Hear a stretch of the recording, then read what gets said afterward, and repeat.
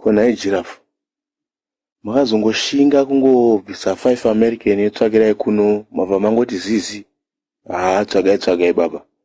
Toda topfeka masutu takatoenda kunopesa kuroora. Asi hamusi kuziva here mimi? Kokuzivei futi zve. Asi makaenda kunoroora ndisipo, makandijamba. Amaive kwangu ka. Makaenda kumba kwavo. Kozvarini manje? Patone 6 months ago. Ndakasiwa baba hanzi ndigarire nzara inini. Ndaneta nekudya pizza pamba panapa. Manje munhu kana akuti akutiza nzara komakaita chirema mudhari. Anozoita sei manje? Iwe, plus hanzi sewo usiri kushanda, sewo usiri kuenda kubasa. Vamwe vari kutenga dzimota. Iwo hapana kana chauri kuita kana plan, unongova nemari dzemugodhi chete. Unouya nechange pamba panapa. Hauna kana payslip. Imagine wangu nekutiraya kwese kwatiri kuita wewe. Life haifanani kai. Kuiva mari yebhazi makanga mamupa here? No. Akatora kaya takapiwa takachera mugodhi kuseri kuya. Ndakasvika kandakanomupa padheni ka. Ndikati amai vemba chengetai mari kai. Ndokutora ndokuenda naye kumba kwavo kwira bhazi.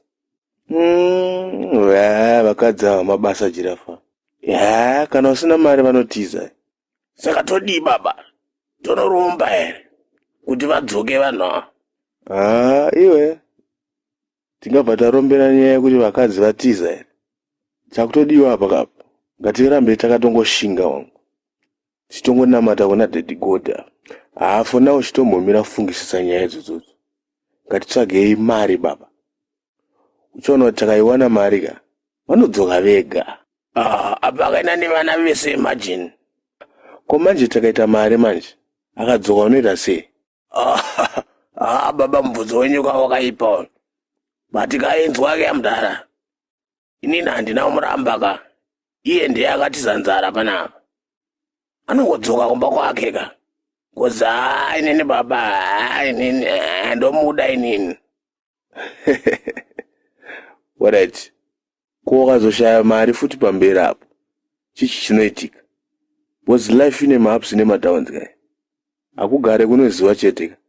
Kuchanaya. Kucharwa tornado.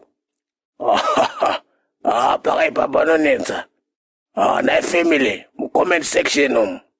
Munoitawo sei situation yangu iyi. Situation yakadai. Munhu amboenda. Baba mane pachikoro.